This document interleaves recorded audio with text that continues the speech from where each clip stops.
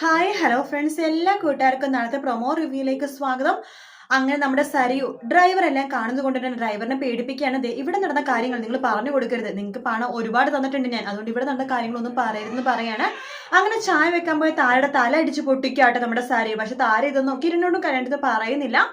ശേഷമാണെന്നുണ്ടെങ്കിൽ നമ്മുടെ മനോഹർ രാഹുലിനോട് പറയണ്ടേ, നിങ്ങളുടെ മോൾക്ക് ഇപ്പൊ നിങ്ങൾ കാണാതെ ദേഷ്യമാണ്, അവളുടെ മനസ്സിലൊരു പാമ്പുണ്ട്, വിഷപ്പാമ്പ്.